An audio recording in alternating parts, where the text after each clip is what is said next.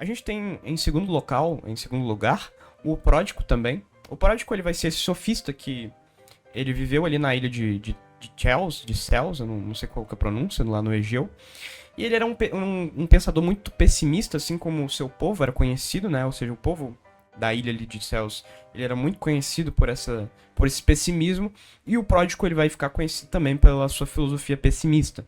Então, por exemplo, o Pródico ele vai dizer que a morte é algo desejável. Ele acreditava que a morte é um bem, porque para ele a morte significava o fim de todos os males, de todos os sofrimentos da vida aqui na Terra. Então, ele de certo modo, desejava a morte. É uma filosofia também bizarra, né? E aí ele vai falar também sobre a questão do medo da morte. Ele diz que o medo da morte não diz respeito nem aos vivos nem aos mortos. O que ele quer dizer com isso? Ele quer dizer que é o seguinte, olha, os vivos, eles não podem ter medo da morte porque eles ainda estão vivendo. E os mortos não podem ter medo da morte porque eles ainda não estão... Porque eles não estão mais vivos, né? Então, o medo da morte não diz respeito nem aos vivos nem aos mortos, segundo o Pródico. Esse é um pensamento dele que ficou famoso. Ele também vai polemizar com essa questão da religião. Como eu disse, os sofistas são céticos e relativistas, ou seja, toda a ideia de verdade, toda a verdade de bem e essa questão toda que coincide, de certo modo, com a questão da religião, os sofistas vão meio que abandonar essa questão, ou seja, eles não estão nem aí com verdade e por isso eles também não estão nem aí com religião.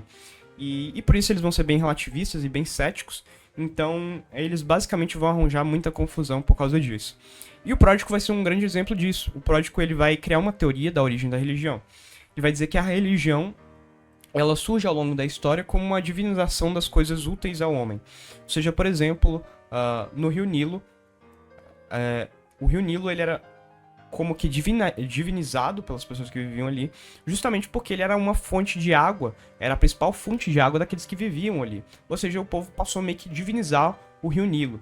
E isso vai acontecer, por exemplo, com o Sol, que é, por exemplo, responsável pela questão da plantação das plantas, né? Ou seja, o homem ele vai começar a divinizar as coisas que são úteis para ele.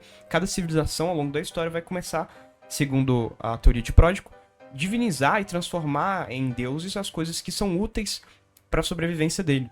Então essa é a teoria do Pródico. Essa é a teoria da origem da religião. Ele vai também dizer que a oração é algo inútil, e provavelmente ele não acreditava em Deus. E ele vai ter uma série de estudos linguísticos, assim como outros sofistas, que vão ser importantes para a gramática, o desenvolvimento da gramática. E ele vai arranjar muita confusão por conta dessa questão da religião e do ceticismo e do relativismo, como eu falei. Né? Nessa época da Grécia, ainda mais vai ser uma questão muito complicada. Tá? Ele vai ser conhecido também por conta de ser um pensador a qual Sócrates destinava os seus discípulos que eram ruins. Ou seja, quando Sócrates ele tinha uns discípulos ali que não conseguiam alcançar a maêutica, quando Sócrates não conseguia bons discípulos, ele mandava os maus todos para o Pródico, porque ele falava que o Pródico que cuidava deles, né? Porque eles eram maus discípulos, tá?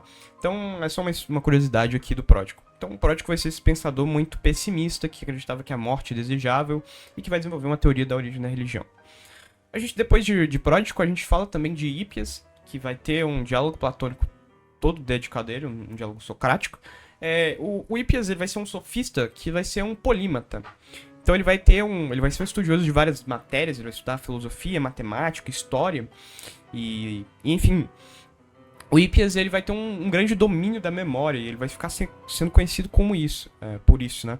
Ou seja, ele vai esbanjar a sua capacidade, sua técnica de memorização, justamente para usar isso na questão da retórica, né? Como eu disse, os sofistas eles têm essa questão toda da retórica. E para esbanjar e para meio que virtuar a retórica dele, ele usava bastante do jogo de memória. Então ele buscava informações em diferentes matérias que ele estudava, né, como ele era um polímata, e ele buscava cada uma dessas informações e ia jogando isso no discurso dele para meio que virtuar a retórica dele para parecer cada vez mais um discurso verdadeiro, né? Ele esbanjava também que ele era o sofista mais rico, que ele conseguia muito dinheiro ensinando e tudo mais. Inclusive ele fala isso para Sócrates no diálogo platônico. E basicamente o pensamento dele mais famoso é que a lei do Estado ela é tirânica, porque ela reprime a lei natural do homem. O que ele quis dizer isso? Quer dizer que ele quis dizer que a lei dos homens, a lei do Estado, né, que é criada pelos homens, ela é contrária à natureza. Por quê? Porque ela reprime a lei, a lei natural do homem. Ou seja, o homem ele tem uma série de vontades que são cerceadas pela lei do Estado. E ele vai também dizer que a lei dos homens, a lei do Estado, ela favorece alguns em prol de outros. Ou seja, vai ser uma crítica aqui um pouco social, né? Ou seja, que a lei ela favorece a certas pessoas que têm domínio sobre a política e desfavorecem outras. Então ele vai dizer que a lei do Estado ela é tirânica sobre a vontade do homem. Tanto é que a citação dele mais famosa é a seguinte: a lei, e aqui quando ele diz a lei, ele está se referindo à lei dos homens, a lei, sendo tirana do homem, força-o a fazer muitas coisas contrárias à natureza. Tá? E, inclusive nessa época tinha essa questão toda de que o homem ele deve viver segundo a natureza dele. E então, segundo Hippias, a lei do Estado ela meio que cerceia a capacidade do homem de realizar sua própria natureza.